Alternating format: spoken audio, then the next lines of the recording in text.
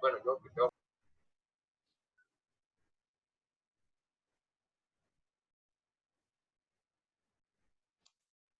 Nos sacó a todos el internet.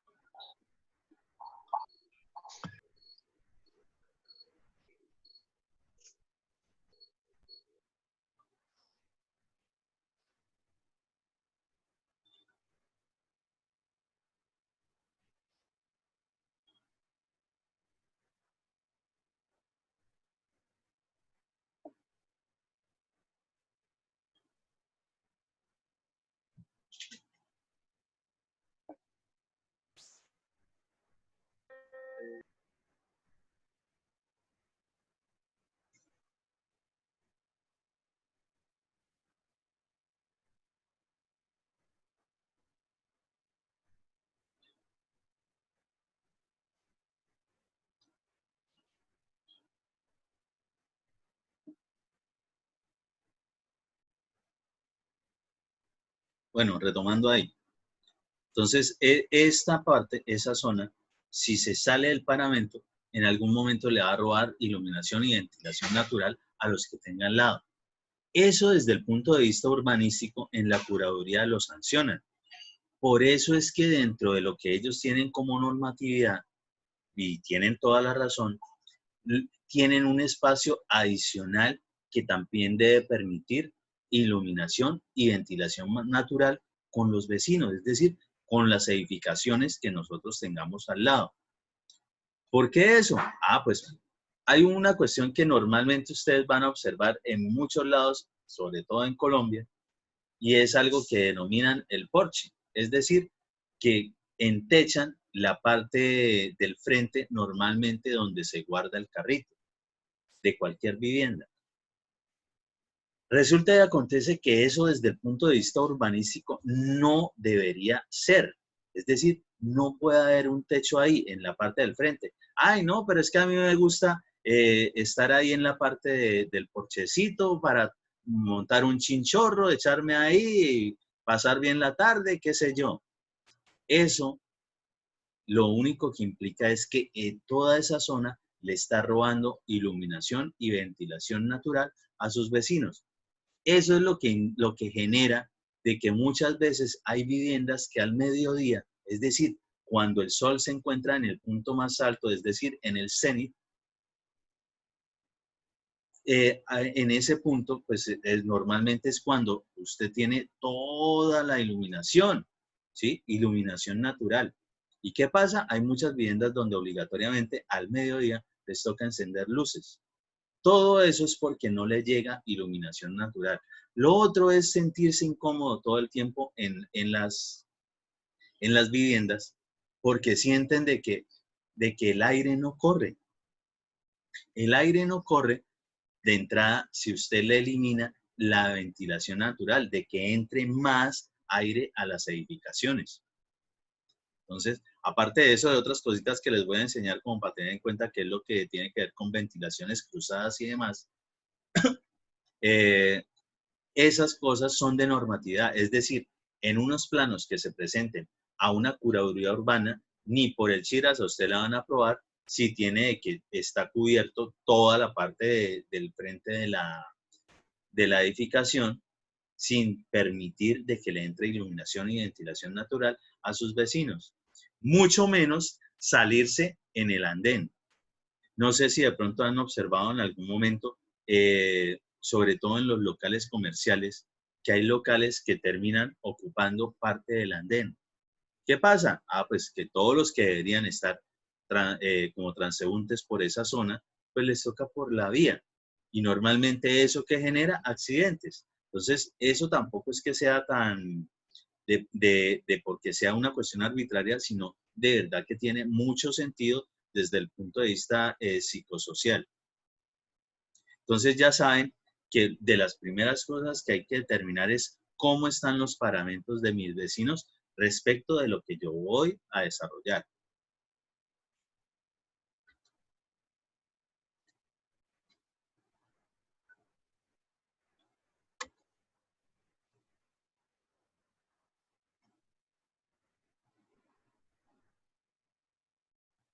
¿Qué más sería un replanteo para eso? Ah, bueno, ya tenemos una línea de referencia por el frente. Siguiendo el plano de topografía, agrimensura, como lo quieran llamar, es decir, un plano que me tenga las referencias respecto de cómo va a estar ese lote.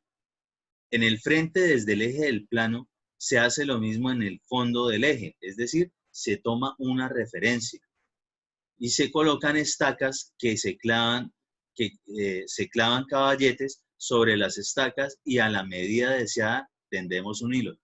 Eso de caballetes no es más que un poco de palitos que lo que me forman es una especie de pórtico, es decir, normalmente dos cosas verticales y una cosa horizontal. Eso es un pórtico. Lo que pasa es que para el caso es muy pequeño y no es para que resista carga, sino solamente para poder ubicar en algún momento unos hilos. ¿Por qué utilizamos hilos o por qué utilizan hilos nuestros trabajadores? Porque es la forma fácil para poder verificar si las cosas están alineadas. Va a ser una referencia para poder verificar si las cosas de verdad están por donde tienen que ir.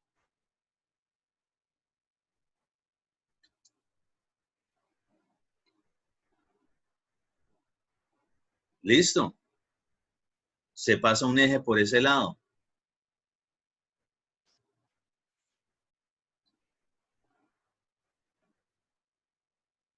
Resulta que acontece que nosotros no necesariamente todas las veces vamos a tener equipos de topografía para poder determinar de verdad si las cosas están a 90 grados. Pero en obra, nosotros sí lo podemos hacer sin ningún problema. Y de hecho nos toca hacerlo muchísimas veces durante el proceso de construcción de una edificación o de otras obras civiles. Y es lo que tiene que ver con manejar si las cosas están a escuadra. O con esa expresión.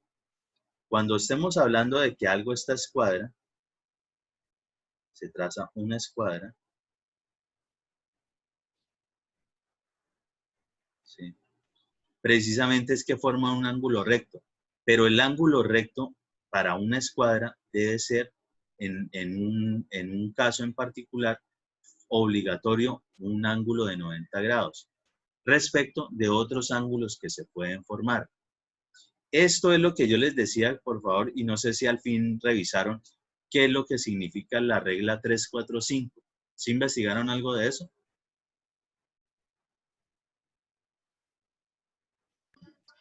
¿Qué pasó? ¿Se durmieron?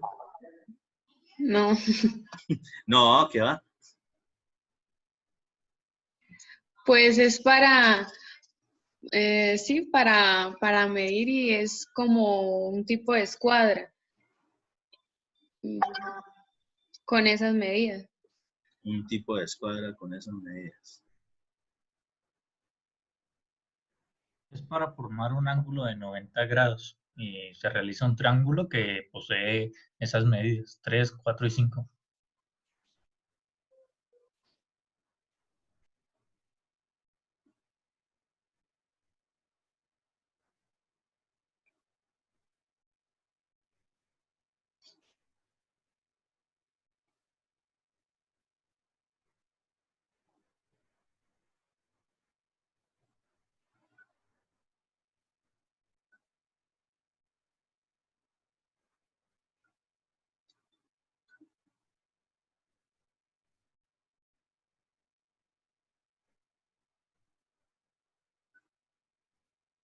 Entonces, efectivamente, una escuadra es un triángulo, pero un triángulo donde en alguno de sus vértices tiene obligatoriamente que dar 90 grados. Y de hecho, eso de 90 grados es para poder verificar si nosotros estamos llevando una línea real. Lo típico de las construcciones es que se manejan a 90 grados.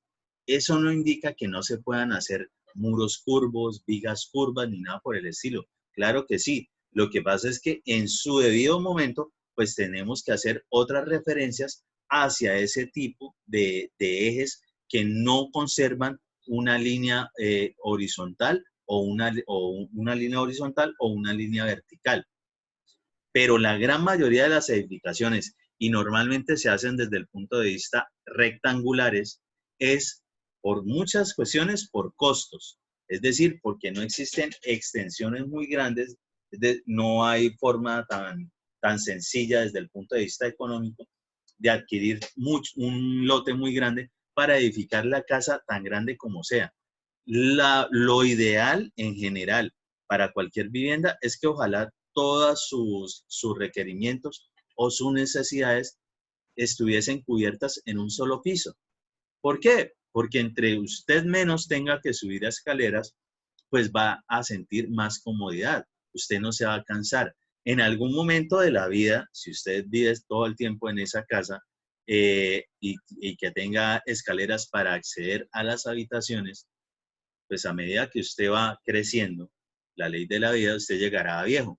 Y cuando usted está viejo, normalmente lo que son las articulaciones, sobre todo lo que tiene que ver con las extremidades inferiores, es decir, las rodillas, los tobillos, se van a ver muy afectados cuando usted sube escaleras. Es decir, ese desgaste físico a medida de los años se vuelve una complicación.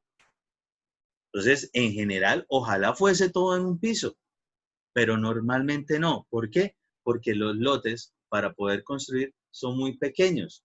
Y si son muy pequeños, no da para que se hagan todas las distribuciones de los espacios o recintos que se requieren, las habitaciones que se requieren según para cubrir las necesidades de los que la vayan a habitar. Pero en general, lo que es la regla 345, lo del triángulo, a nosotros nos va a servir muchísimo. Entonces vamos a ver, sin necesidad de tener un equipo de topografía, más o menos cómo podríamos de pronto empezar a sacar hilos para una escala. Entonces una persona sobre el punto, ¿cuál punto? Este punto, es decir, aquí donde inicia precisamente la partición de ese triángulo, donde forma precisamente los 90 grados. Extiende los brazos sobre una línea demarcada con el hilo. Eso estoy absolutamente seguro que en algún momento lo tuvieron que haber explicado a ustedes en topografía, porque esa es precisamente la cuestión inicial junto con la radiación y el desarrollo con cinta, ¿sí? Luego va cerrando los brazos al mismo tiempo hacia adelante hasta que las manos se juntan. Mirando hacia el frente se marca un punto que aproximadamente esté en escuadra con la línea en que se esté parado. Es decir, esta línea está haciendo referencia a esta línea. Y esta línea, cuando cierra los brazos, hará referencia a esta línea.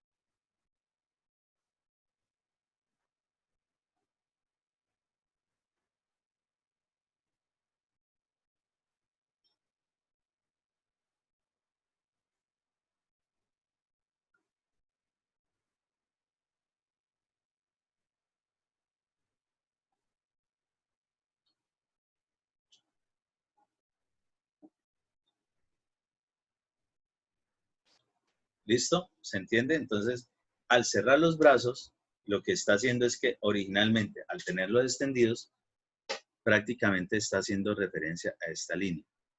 Esta línea y es esta línea. Y después, al cerrarlos, es decir, lo que va a quedar exactamente en el centro, mirando hacia el frente, va a hacer referencia a esta línea.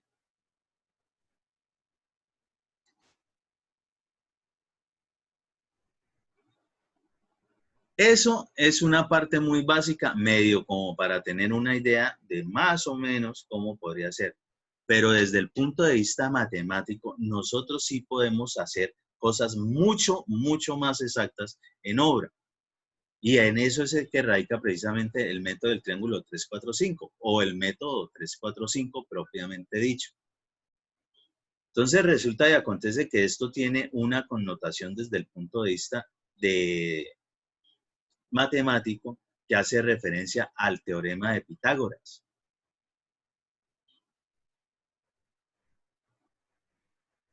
¿Y qué es el teorema de Pitágoras en general?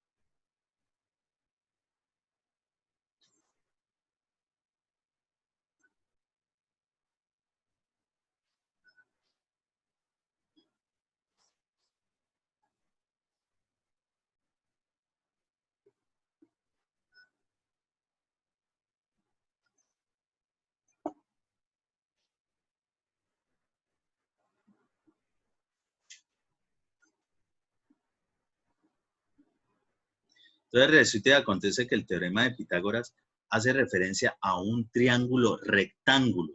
Ojo, un triángulo rectángulo. Es decir, que en uno de sus vértices obligatoriamente se forma 90 grados. ¿En dónde se forma el 90 grados? Siempre se forma en el vértice entre lo que se conoce como cateto adyacente y cateto opuesto.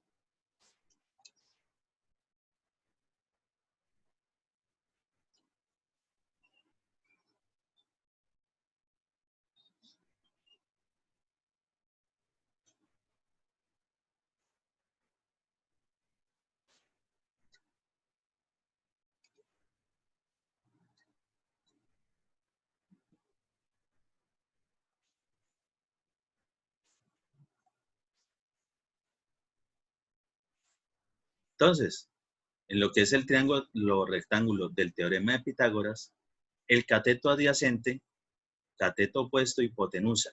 Entre el cateto opuesto y el cateto adyacente tenemos un vértice, que es este punto. Y ahí es donde se forma 90 grados. Lo otro es precisamente el cateto opuesto o adyacente, siempre hacen referencia es al ángulo que se forma entre el adyacente y la hipotenusa.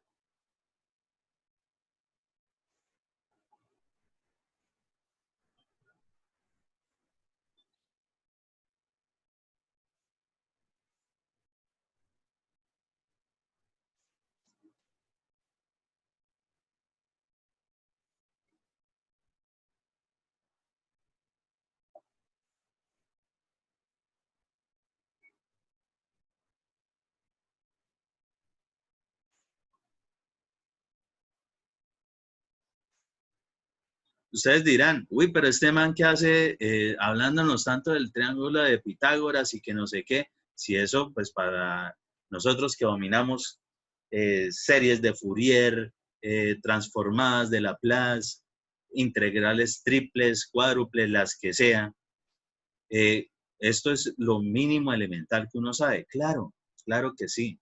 Pero resulta y acontece que yo sé, por experiencia que lo he visto con mucha gente, que esto realmente nunca lo han aprendido bien. Y si no lo han aprendido bien, lo que les aseguro es que a partir de esta asignatura, todos, absolutamente todos lo van a saber, porque esto nosotros lo vamos a aplicar muchísimas veces durante todo el curso. Entonces, ¿a qué hace referencia esto? Entonces, bueno, ya sabemos que necesitamos varias personitas como para poder generar ese triángulo rectángulo en la obra. ¿En dónde? Originalmente en el piso. Entonces se toma un hilo de un poco más de 11 metros. Esto es como una idea respecto de unas medidas normales para una casita. Se le hace un nudo en un extremo, luego se miden 3 metros y se le hace otro nudo. Enseguida medimos 4 metros y se hace otro nudo. Por último, medimos los 5 metros y se hace un último nudo. ¿Qué quiere decir eso? Ojo, lo que vamos a hacer es simplemente hacer una referencia al teorema de Pitágoras.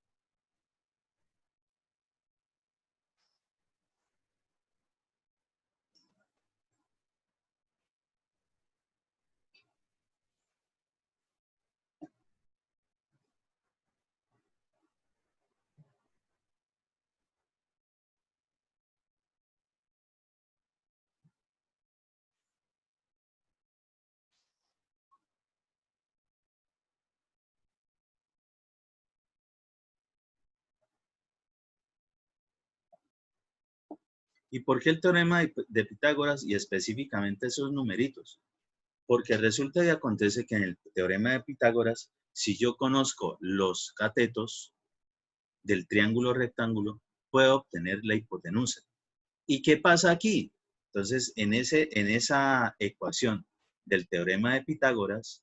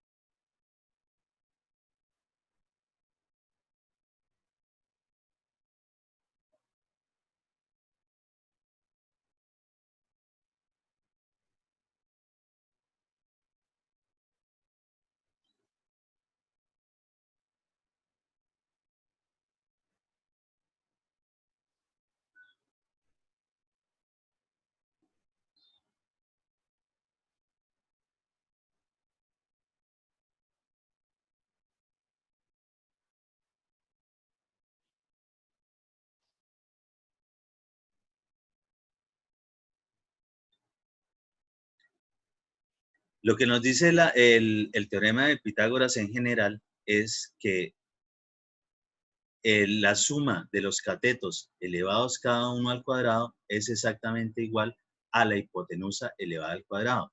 Eso es el teorema de Pitágoras. ¿Que cómo se resuelve? Pues simplemente aplica ley de exponenciales o radicales, como lo quiera llamar, y simplemente reemplaza los datos. Es decir, si nosotros vamos a determinar lo que vendría siendo la hipotenusa, ¿sí? La hipotenusa, pues nosotros teniendo los catetos, este cateto y este cateto, pues podemos obtener ese dato. Y resulta y acontece que esos numeritos que tenemos ahí, lo único que me indican es que cuando sea 3 un cateto y 4 el otro cateto, obligatoriamente la hipotenusa me va a dar 5, ¿sí? Porque va a ser 3 elevado al cuadrado nos da 9, 4 elevado al cuadrado nos da 16, 16 y 9 casi siempre da 25, y la raíz cuadrada de 25, para poder despejar ese término de la hipotenusa, casi siempre da 5. Entonces, de ahí es que sale esta cuestión.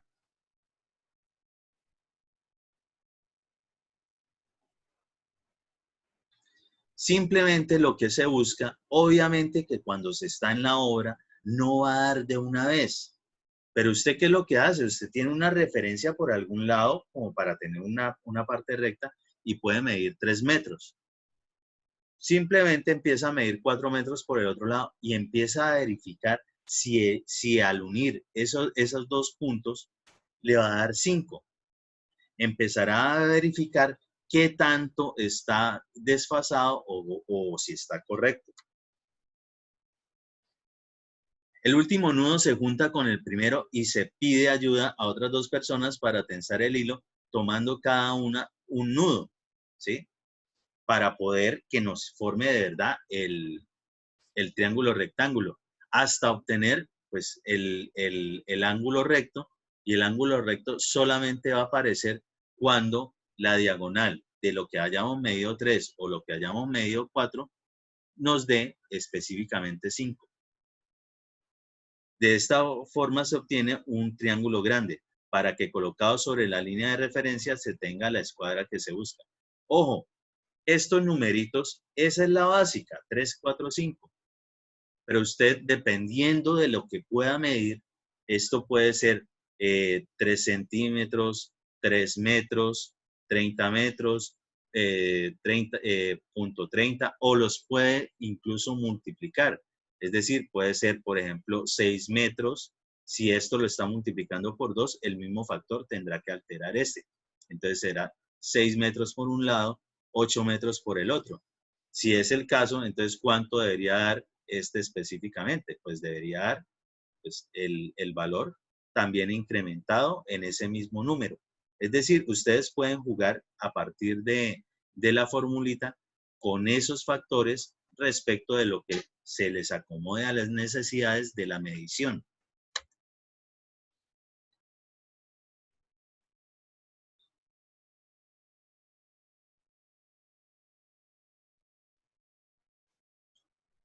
Entonces, ubican una medida, ustedes quieren saber de verdad si de ahí para allá esa parte va a quedar recta, es decir, totalmente vertical y totalmente horizontal según el plano que estén mirando.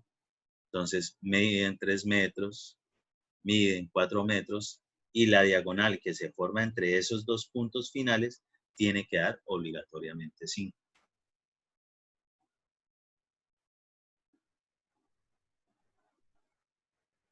Para que se entienda un poquito más, y esto que vemos aquí en las 4 esquinas, para el caso es lo que se conoce como caballetes. Es decir, ese portiquito armado con simples palitos, ¿sí? Con algunos listones de madera, normalmente, y simplemente se le clavan algunas puntillas, algunos clavos, para poder de ahí tensar hilos. Esos hilos es lo que se me va a convertir en la traducción de los ejes que vimos en los planos respecto de la obra en el terreno natural, en la realidad, ¿sí? Entonces, eso es lo que buscamos, que todos esos trazos de ejes y demás que vienen en los planos, los podamos llevar a la realidad en las obras que vamos a tener. Que si la magnitud de la obra obviamente lo amerita y existen los recursos económicos, pues claro que ojalá se utilice topografía como mínimo u ojalá algún GPS o algún instrumento tal que se obtengan datos muy exactos. Pero estos datos, con esto, realizándolo de la manera correcta, no tiene tampoco nada que envidiarle a esos aparatos sofisticados. ¿Por qué? Porque la regla que tiene que ver con el teorema de Pitágoras, la regla 345, se tiene obligatoriamente que cumplir. ¿Sí?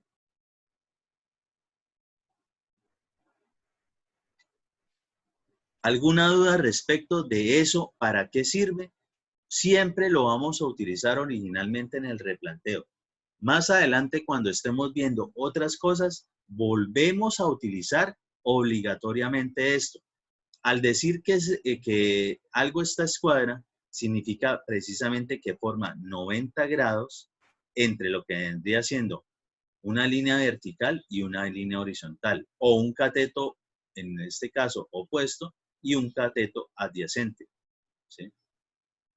Eso se tiene que cumplir. Eso lo vamos a utilizar muchísimo cuando estemos en lo que tiene que ver del tema de enchapes, que son recubrimientos con algunas cosas para muros o pisos. Obligatoriamente debemos saber eso. Para saber si los muros, como están en los planos, como ese que habíamos visto, el eje pasaba exactamente por toda la mitad del muro. Eso nosotros tenemos que definitivamente volverlo real en el terreno. Entonces, para eso nosotros tenemos la colaboración o el apoyo de este tipo de trabajitos, de estas actividades. Esto dentro de un presupuesto no está nunca. Está inmerso dentro de lo que habíamos visto un poquitico respecto de los que son los costos unitarios, ¿sí? Esos componentes generales de un presupuesto.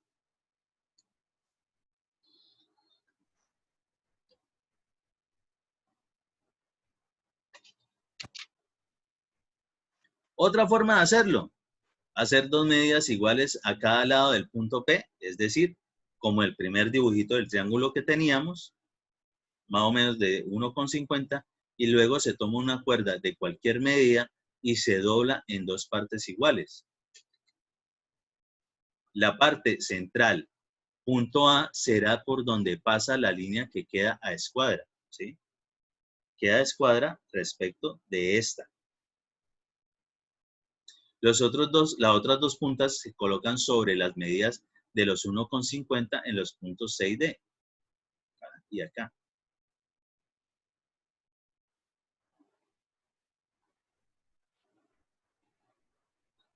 Esto es simplemente como si hubiésemos buscado generar esa escuadra en este punto. Es decir, verificamos de que esta línea está escuadra. Y si esta es perpendicular a esta, aquí también nosotros podemos verificar si esta está exactamente a 90 grados o a escuadra respecto de la otra.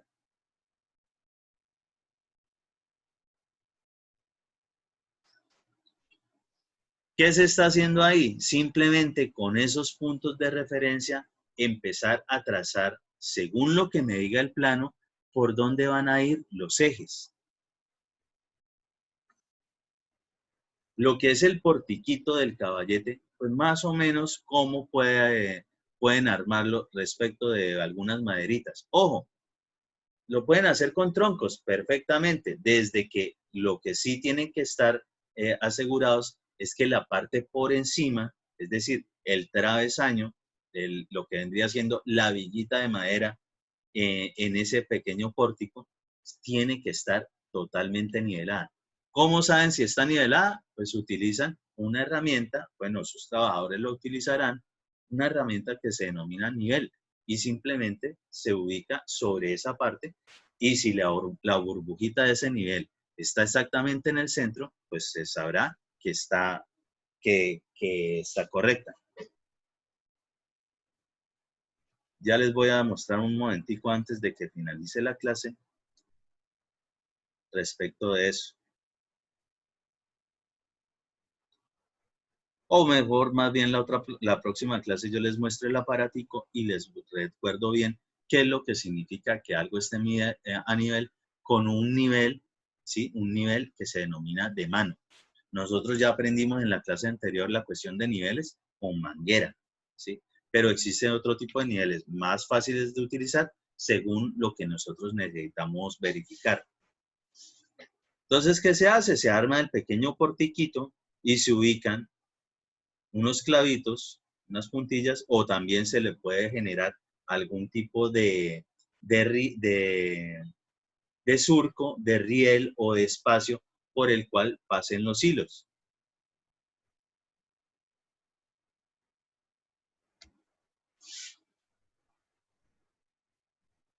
Respecto de lo que hemos hecho en el piso para poderlo tener más alto y poder generar más fácil la obra, poderla empezar a ubicar como es, entonces vamos a subir precisamente esa medida. ¿Cómo se sube?